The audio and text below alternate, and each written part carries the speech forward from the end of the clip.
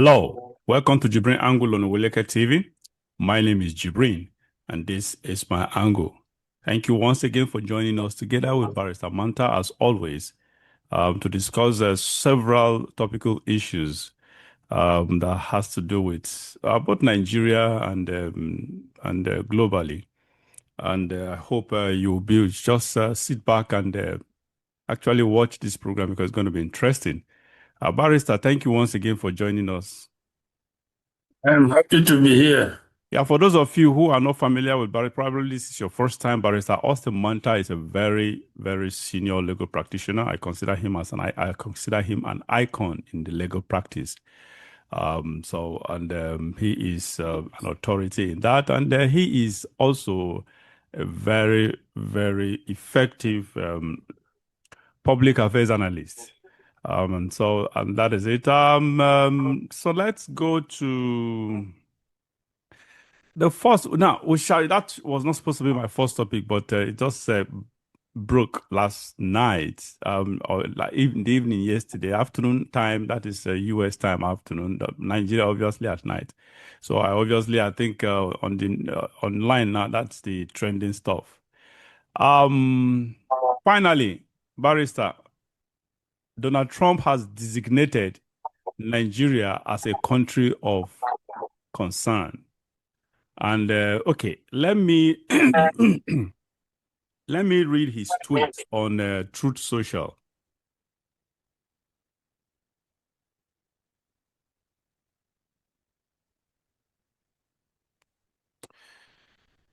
It tweets actually when I read it, it's actually blistering, very very direct to the point. You know, Donald Trump can be raw. He doesn't hold back. The man is not a diplomatic person, which I one of the reasons why I actually love him. We say Christianity is facing an existential threat in Nigeria. Thousands of Christians are being killed. Radical Islamists are responsible for this mass slaughter. I am hereby making Nigeria a country of particular concern, but that is the least of it. When Christians or any such group is slaughtered like is happening in Nigeria, 3,100 versus 4,476 worldwide. Barrister, we have Christians being killed worldwide, 4,476 worldwide. In Nigeria alone, 3,100. So that means overwhelming majority of Christian persecutions and killings or murder is actually taking place in Nigeria. Excuse me. That is super alarming. Then I read on. Something must be done. I am asking Congressman Riley Moore to get together with Chairman Tom Cole and the House Appropriations Committee to immediately look into this matter and report back to me. The United States cannot stand by while such atrocities are happening in Nigeria and numerous other countries. We stand ready, willing, and able to save our great Christian population around the world. Donald J. Trump. And let me read the response from the Nigerian government. Now, so this is a press release from the Nigerian government. The United States of America has made its statement on religious freedom, Nigeria has noted. We remain committed in our resolve to tackle the violent extremism that is fueled by special interests who have helped drive such decay and division in countries across the intersecting West African and Sahel regions. We mourn all the victims of violent extremism and salute our armed forces as they continue to fight against vicious but cowardly foes. The federal government of Nigeria will continue to defend all citizens, irrespective of race, creed, or religion. Like America, Nigeria has no option but to celebrate the diversity that is our greatest strength. Nigeria is a God God-fearing country where we respect faith, tolerance, diversity, and inclusion in concurrence with the rule-based international order. The U.S. has been and we trust will always remain a close ally because the federal government of Nigeria and the government of Bola Ahmed Tinubu will maintain our lesser rather focus, steadfast commitment to all partners who believe in genuine peace, stability, freedom, and democracy.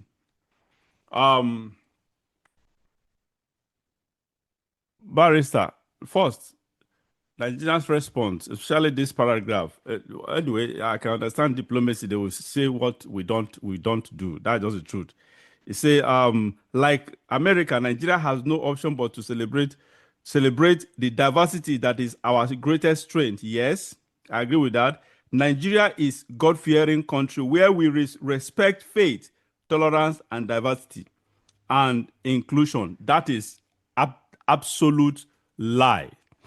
So that is it. Anyway, Barrister, first, what's your take on this designation? Now, let me first of all at least the implication of let's find out what the implication of this. It doesn't sound heavy. It doesn't sound punitive. A sort of when I heard it, I said a country of particular concern. What does that imply? Nothing. Okay, I decided to do my research to find out what are the implications of such pronouncement. Now, when such is pronounced on a country, the implications are this. One, it impacts on U.S. foreign policy when it comes to aids and assistance to that country. So there will be minimal, if not completely off or whatever, except humanitarian aids. Humanitarian aids, definitely sometimes they give preference to that because of it will affect humans. But assistance will be minimized. The designation gives the U.S. legal ground to reduce or condition future foreign aid, except humanitarian. That means Nigeria could see less funding from U.S. bilateral programs or greater strings attached.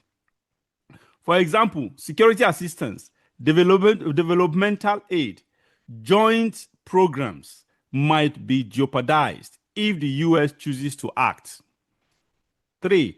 Trade investment and economic effects. A CPC designation may harm Nigeria's international investment climate as it raises concerns about governance, human rights, and rule of law. Investors may interpret the label as a risk marker. It could lead to increased regulatory scrutiny of Nigerian exports to the US and possibly hinder trade ties. It might push Nigeria to look for deeper economic ties with non-US partners, thereby diluting US influence. Fourth, security cooperation and shared initiatives. Nigeria has been a partner with the US in terrorism, security intelligence sharing, etc. A CPC designation could implicate these arrangements. Could complicate these arrangements. The US might reduce cooperation or make more conditions for continued engagement. This could affect Nigeria's efforts to deal with internal security challenges, insurgency, terrorism, communal violence, where U.S. cooperation is helpful. 5. Anyway, okay, let me just rush through it. 5. Reputation and internal morale. On the reputation front, Nigeria will be publicly identified among the worst in the world regarding religious freedom violations, a negative signal in the international arena. Internally, such a label could be politically sensitive it may be used by critics of the government as proof of failure, which can worsen the domestic political situation. Six, potential unintended consequences, because the label is about religious freedom violations. There is a risk of oversimplifying Nigeria's complex security problems, which include farmer harder conflict,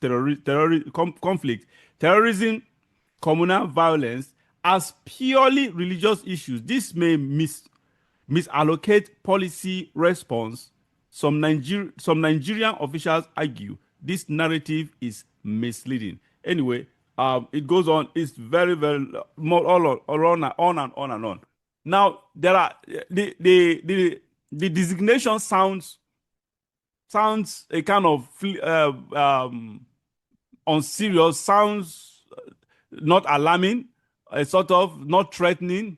But if you go in depthly, what that means, I can understand why the Nigerian government was actually, when this issue or this report went viral, of this report of religious genocide went viral, why Nigerian government tried pushing back and trying to change the narrative, because obviously it has a serious implication. It will impede several stuff with the between the Nigeria and the U.S. Diplomatic front.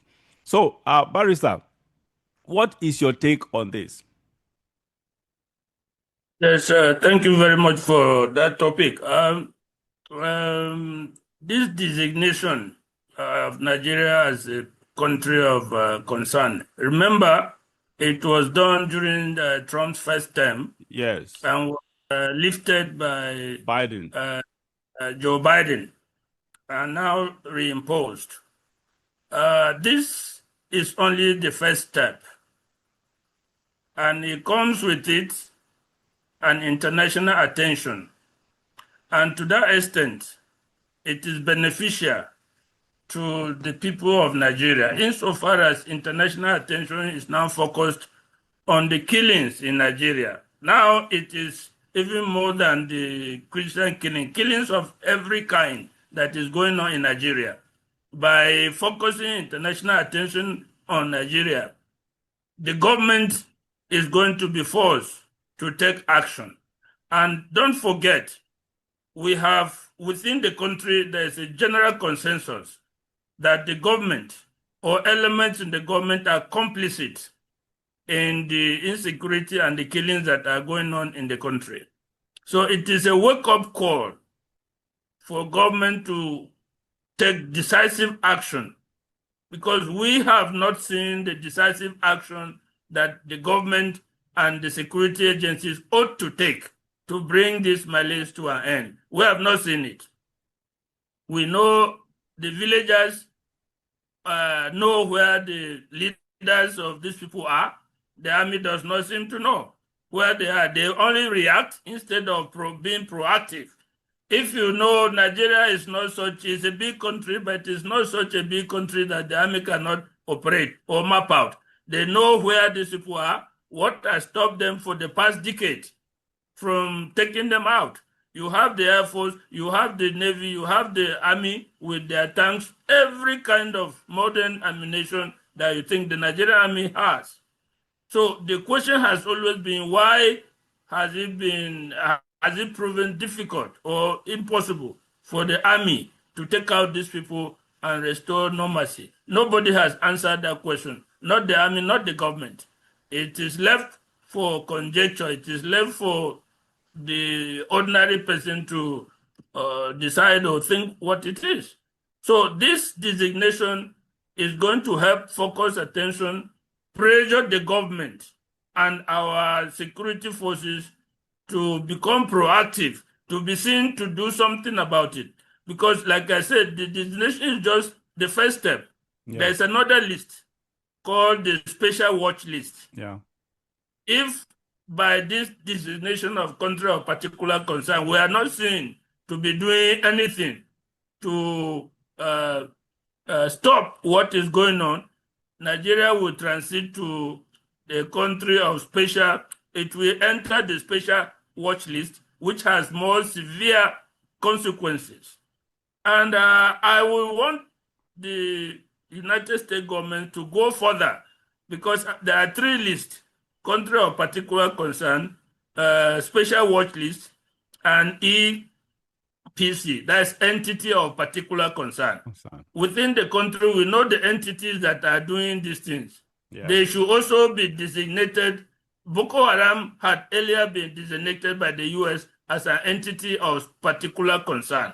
There are other entities like the Mietiala and others that are doing it.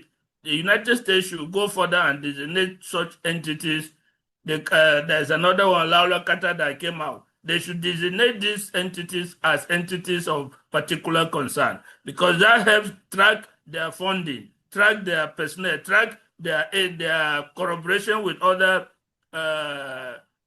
agencies like ISIS and other foreign bodies. The United States, when it designates, can help us by intelligence tracking the movement of these agencies. So that should be the next campaign that should follow to help or urge the US to designate some of our some of the organizations behind this killing in Nigeria as entities of particular concern. That will give us two entities, and we will now see whether the government will sit up and stop what has been going on for more than a decade. And when people talk, look, as we speak, there are people who have been in internally displaced camps in their land for the past 10 years. Yeah. As we speak. How is that possible? How is it that in my state or in your own land, somebody will come and displace you? You will be in an internally displaced camp. They will take over the land, rename your communities. And the government is not able to do anything. So you see why this thing has been tagged genocide. Even now, you see videos in Plateau that you don't even want to watch. The nature of the killings that goes on, the mass burial, it is consistent and persistent. It's not isolated, it's still happening as we speak. So I'm happy that we have gone to that stage, although nobody is happy about the bad image of Nigeria. But if that is what we make our government to sit up and work, then we welcome it. Yeah, that is it. Just like you pointed earlier. This is just the first step. It's just the beginning. Even Donald Trump noted it in his tweet but that is the list. That is what he said. This is the list of the action that the U.S. is taking. That he has designated. He has instructed some senators to actually come up with something very, very articulate that can a measure that they can take to actually ameliorate the situation, really take on it. So this is, again, viewers, this is just the first step. And Donald Trump is not taking it easy with look, everyone knows he has always been naturally, the man is a humane kind of person who hates death. He hates people. That's why he hates war. He doesn't like people being killed. But however, in a special way, he has always been on the side of Christians from the beginning, even from his first term. He has very soft spot for Christians. Rightfully so, deservedly so, because there is no religious group in the world that is more criticized as persecuted, criticized and persecuted as the Christians. The Christian faith is the most vulnerable right now. It has always been from the beginning, even before Islam came to play, came to existence. So, and that is so anybody, if Donald Trump is focusing on saving the lives of Christians and Christian faith, he's not being biased. He's just arrogating a kind of focus and attention to an issue, a matter that actually deserves mostly deserves the attention in matters like this. That is just it. Let me play this. Let me play this video. Sorry. I wanted to add something to what you said. Lest anybody think in terms of bias. Let me remind particularly Muslims that back in the 90s, the United States took action to stop the genocide of Muslims in Bosnia. In fact, the United States led the NATO forces without a resolution of the United Nations, to stop a supposed genocide against Muslims in Bosnia. So this is not something that you now say, okay, because this guy is a Christian, they are just doing it. This has been the official policy of the United States. Wherever they see a genocide going on, whether it is irrespective of the religion, they used to act. And so we should all welcome this thing if it will lead to the stop of what is going on in Nigeria. Okay, thank you so very much. Let me play this. Let me play this clip, and we'll come. It's about this what we're talking about, and we'll come back to continue with the topic. People claiming that there is no genocide of Christians in the nation. Information with facts can never be thwarted. You see people buried in hundreds, and you say there is no genocide. What a wicked set of people. Agreed, there are people killed in other places for other reasons, but this one is very clear, and gradually is eating down to the south, southwest, southeast, and many so-called leaders for their personal interests are claiming it's not true, selling out their faith if they have it at all. Jesus said, when I come, will I find the faith? And we are standing here to say to Jesus, the faith will keep standing. I'd like us to pray for our brethren in Plateau State, in Benue State, that the Lord will keep them in the faith. Raise your voice in a few seconds. Father, strengthen the brethren in the Middle Belt, in the Northeast. We fight against. Okay, Barrister, you had that. Now let me read this article. Then we'll talk about the both of them. The article reads: PFM President Wale Oke says genocide exists in Nigeria, but not only about Christians. Now let me read about 2 paragraphs. The National President of the Pentecostal Fellowship of Nigeria, PFN, Bishop Wale Oke, has said that genocide exists in Nigeria, but stressed that the killings are not limited to Christians. In an interview on Sunday, Oke urged the Nigerian government to end the killings of both Muslims and Christians across the country, noting that no Nigerian deserves to die unjustly. All right, Barrister, these are 2 men of God. Now, Pentecostal, this is President Wale Oke, is the president of PFM, Pentecostal Fellowship of Nigeria. The other one was Bishop Abioye. First, Bishop Abioye, why are they just speaking up, for God's sake? This is something that, honestly, shame on our men of God in Nigeria. Shame on our men of God. Not that they don't know. All these Christians that were killed, the churches that were burnt, the pastors and men of God that were killed, the followers that were killed, all of them are registered members, either registered members of CAN, were registered members of CAN or Pentecostal Fellowship of Nigeria, which means that everything, all the tragedies have record. The PFN have the record, because when such thing happens, the leaders of that congregation, that local assembly, obviously forward message, they report to the PFN or CAN, as the case may be. So they have the data. They know what is happening. They are aware of what is happening, but they have kept quiet all these years. And they did not advocate anything. They didn't call. We have had so many of our major, so-called Christian generals visiting the Aso Rock. You ask yourself, they visited the Aso Rock, what did they go there to do? What actually did they go there to do? Why did if they actually have been talking to the president on personal ground, and when the president refused to do or failed to do what they have been pleading to him for, what happened? Why wouldn't they use the pulpit to begin to actually advocate for it, criticize it and advocate for it? That is one. Now, look at it. Is when Everything is the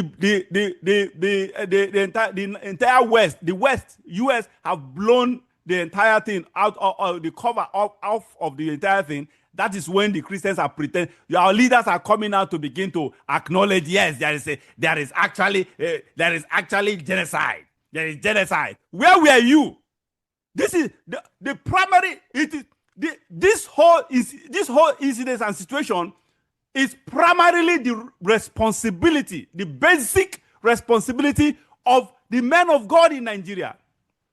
They have abdicated their responsibility to even unbelievers. For God's sake, people who are fighting for this, who eventually fought for this, to actually for the US to begin to take action, are actually unbelievers. Some of them are even atheists, don't even believe in God. Shame on our leaders. And now look at what's his name, the PFM president, Wale Oke. For God's sake, you are the PFM president representing Christians. What is your business talking about the killing is both sides? You are supposed to talk about your own side. We have the sheikhs, the Islamic leaders, clerics, to talk about their own side. What is your business? You do not have business in trying to be neutral on this. Your business as a man of God is, as a shepherd, is to talk about your sheep, the ills of your sheep. I don't know. You see, is Wale Oke the leader of Nigeria? Is he the president of Nigeria? He's the president of Christians. And he was trying to just saying that the genocide is not about Christians, it's not only on Christians, it's also on Muslims, non-Christians or whatever. He will just, you see, this is the problem of our Christian leaders. Wrong leaders. Who always try to massage the ego of the political class. Because of gains, financial gains. It is so sad. Barrister. I agree with you that first and foremost, the primary responsibility to bring this to national and world attention lay with the leadership of the Christian organizations, both the PFN and the CAN, and the other big international pastors. They did nothing, by and large. Honestly, I remember that the pressure, the move to which culminated in this designation. I remember last year, a bishop of the Catholic Church in Benue, Bishop Anagbe from Kasinala, went to the US and a select committee of the Congress. He addressed them. That was the beginning of the pressure in the US for the designation to happen. He addressed a select committee of Congress on the genocide that was happening, and he did not mince words.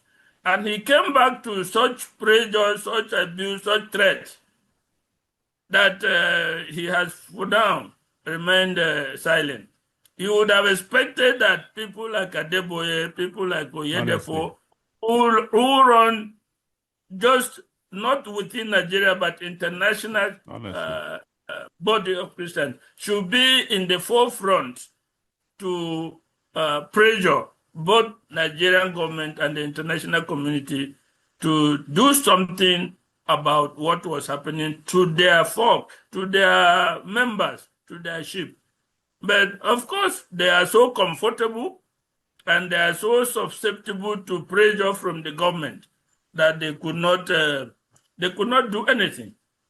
Now, apart from the religious leaders, we also expect the political leaders from these middle belt states to talk up. But you know what it is? Again, the pressure and the politics. When Governor Tom put up his neck, extended his head and neck to speak up against it, he was nearly killed. Yeah. He was tied a pariah. He was blocked from seeing President Buhari for the entire tenure of Buhari's administration. He could not, a governor of a state could not see the president. There's nothing they did not call him.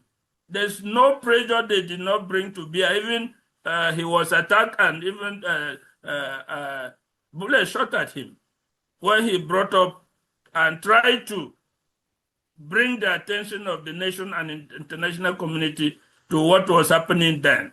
So you see the evasion. Some of these pastors have become too comfortable to be herders of Christian flock, to be shepherds of Christian folk. They are now enveloped in their riches and in their comfort that they hardly see beyond their nose. They have lost touch with the average membership of the church. Absolutely. Completely.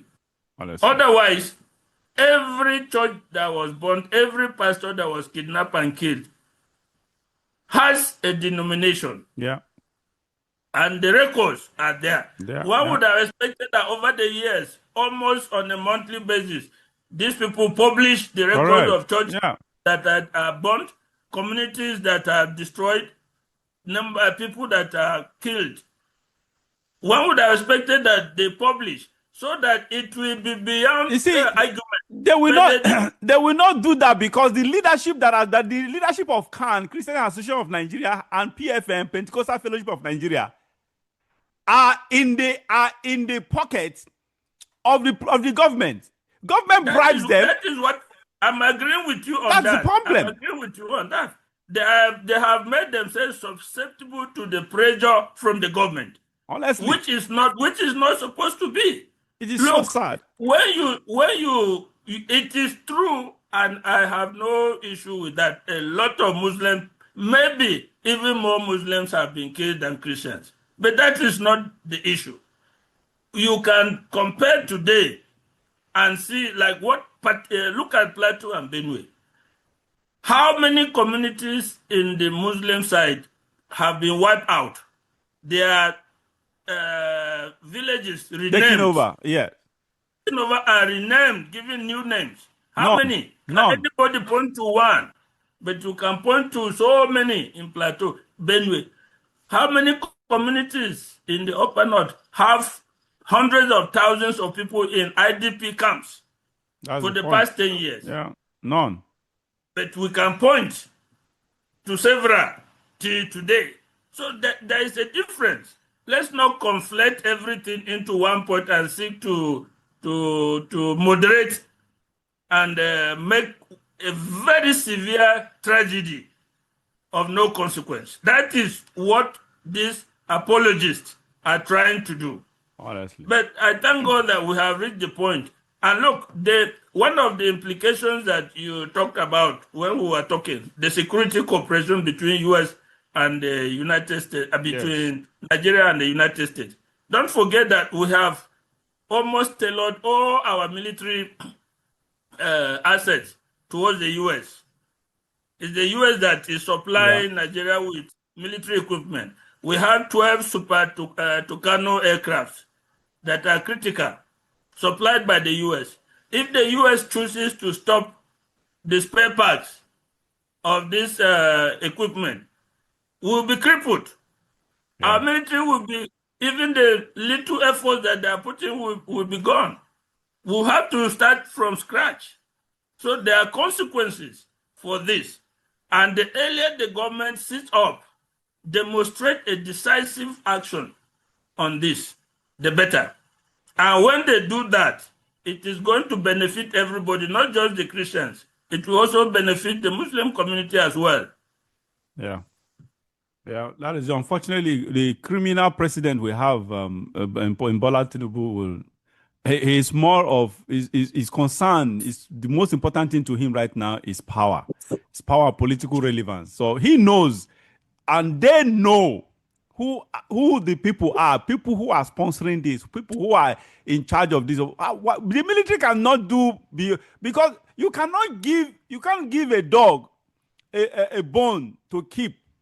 It's not possible because that bone, obviously the dog will devour that bone. That's just the reality. The military is involved in this whole thing. They are the ones, they have moles from the leadership down to informants in the field. That is even one of the most annoying things. Only yesterday I saw again, I've seen the video before of a former military intelligence officer who also corroborated with the DSS on this Boko Haram, on these insurgents. Yeah.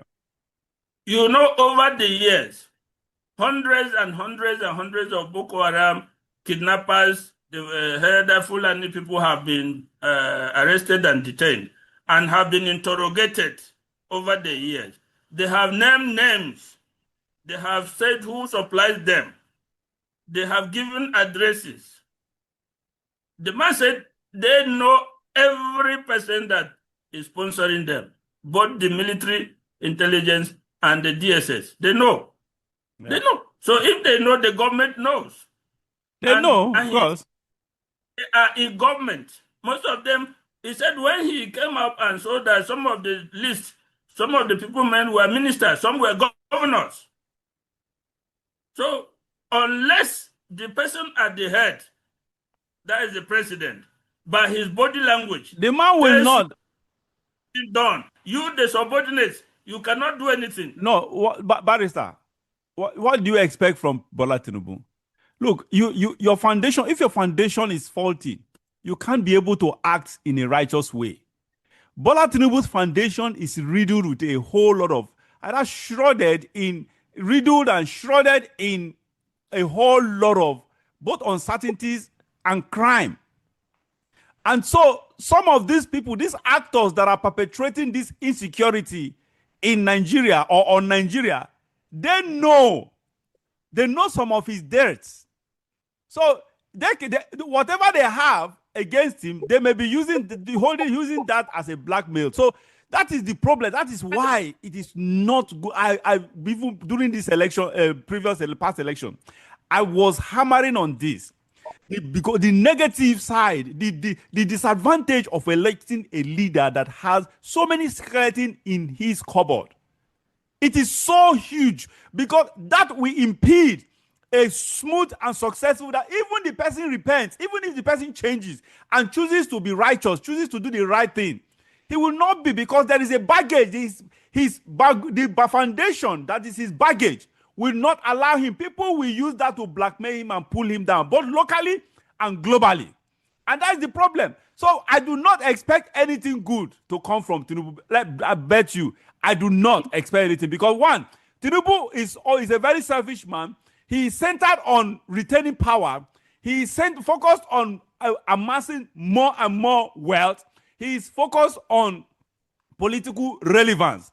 As such, and the people that are giving him political relevance, the people that will help him sustain himself in power, the people that will help him make this achieve his entire selfish and self-aggrandizing goals, are the same people involved in perpetrating these acts of genocide and evil on the people.